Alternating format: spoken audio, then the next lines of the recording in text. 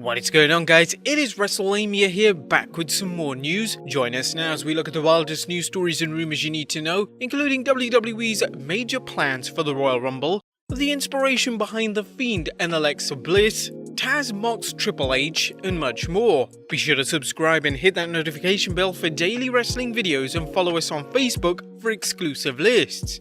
Now let's hit the intro and get straight into the first story.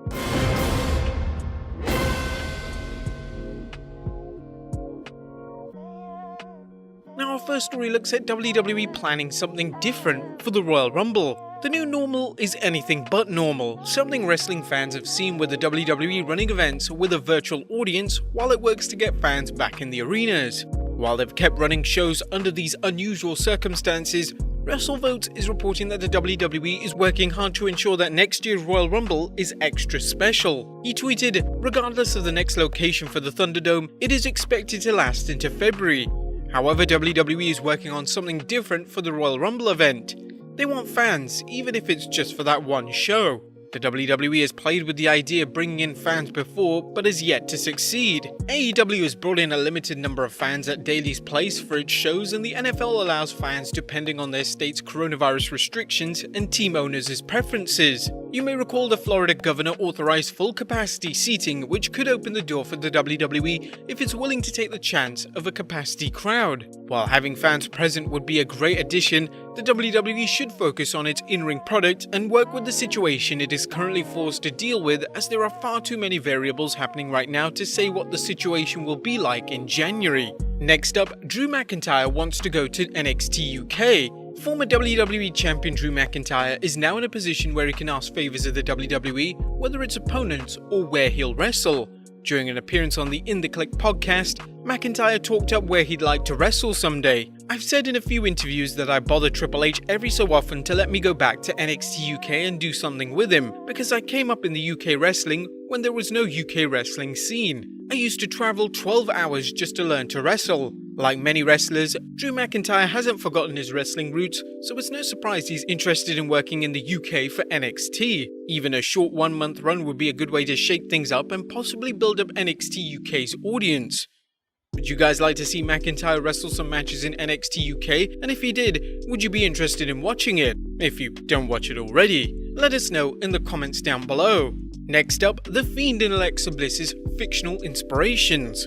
And there's an interesting observation from the folks over at Sportskeeda. A recent story has it that the on-air pairing of The Fiend and Alexa Bliss are inspirations by another fictional couple. If you said Mickey and Mallory from Natural Born Killers, major props to you, but alas, WWE is still considered family-friendly, so they're going with the equally homicidal but more telegenic Joker and Harley Quinn. While this isn't an earth-shattering revelation in itself, after all, The Fiend's mask was based on the Joker, and there was speculation in summer of 2019 of The Fiend acquiring a Harley Quinn-like sidekick, there is some news to the report on whether the devilish duo are babyfaces or heels. According to PW Insider's Mike Johnson, Wyatt had considered being a babyface on the SmackDown roster, but given the nature of the Fiend character, obviously he's not a babyface in the traditional sense. With the addition of Bliss at Wyatt's side, playing roles similar to DC Comics' The Joker and Harley Quinn, the question as to where they stand came up again overnight. Internally, they are considered babyfaces by the company. The current situation with The Fiend and Alexa Bliss is an encouraging sign that the WWE is willing to push characters more akin to anti-heroes, much as Stone Cold Steve Austin was in his heyday, and that there is the potential for fresher matches. Another good example is the Hurt Business, which works as heels, but are presented as cool heels in the tradition of the Four Horsemen and early era New World Order.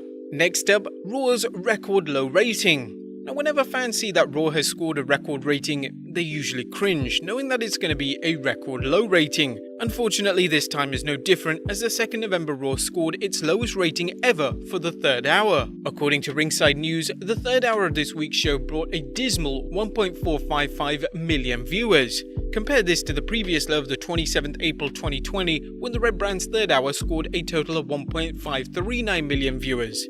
Raw's third hour traditionally draws low numbers, but it's unknown whether this was due to the 2020 presidential election being the next day or fans' boredom with the third hour's content. Maybe it's time to bring back Raw Underground. Wait, that never brought in viewers.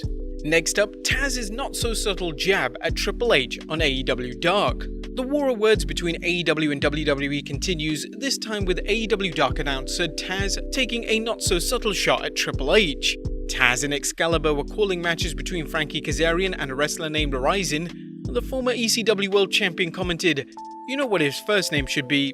Terror. Nah, that wouldn't get over. That'd be the shit." Now, anyone familiar with Triple H's pre-WWE days knows he's worked in WCW under the name Terror Rising.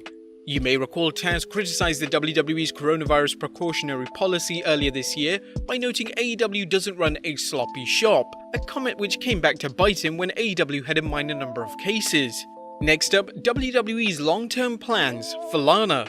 Wondering what the WWE's long-term plans are for Lana? Well, if you guessed having her get put through another table again, the odds are with you if the past 7 weeks are any hint for her future. While it seems that wrestling's ravishing Russian is getting buried, there are continued reports that's not the case.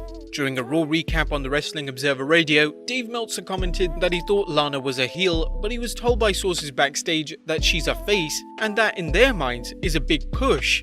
In their minds, every time they put her through a table, she's getting more over. Paul Davis of Wrestling News reports the site reached out to a WWE source about Lana and were told that she will eventually get back at Jax by putting her through a table. The source was adamant that Vince McMahon is not holding a grudge and there's no heat on her because of her husband signing with AEW. Not every fan agrees, as they feel Lana is being punished for her husband going to work for rival AEW following his WWE release, as he was supposed to sit at home and wait for the WWE to call him back. Next up, Chavo Guerrero recalls his last message from Chris Benoit. Now, the events regarding Chris Benoit still haunt the wrestling world, including Chris's friends who are still trying to understand why Benoit did what he did. During an appearance on the Chris Van Vliet show, Chavo Guerrero discussed receiving a text message from Benoit the weekend of the incident. "I think he texted me after everything really happened. He was texting me going, 'Hey, this is how you can find me.' I think he texted me probably before he committed." Chavo then brought up Chris's son David and David's wish to get into wrestling. "I want him to. I would love for him to do that. It's tough because he looks so much like his father. It sucks for him. He just got played a raw hand. He didn't do anything wrong, but yet he still suffers from the consequences of his father and the circumstances that surrounded his death. And he's such a poor guy. He still gets it. With him, it's something that it's kind of the balls in his court." And for more information on the Chris Benoit case, be sure to check out our Final Bell video covering the events that led up to the incident. And finally, the time Vince wanted to wreck a hospital. Last but not least, it's time for another crazy Vince McMahon story.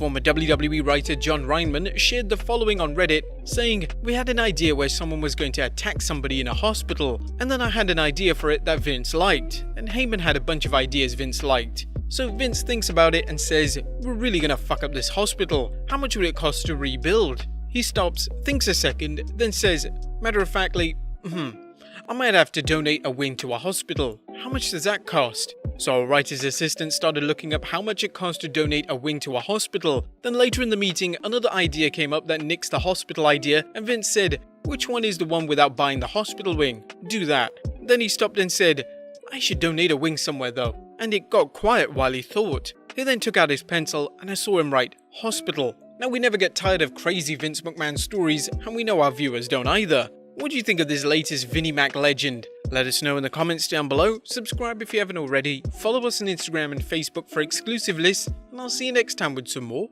wrestling content.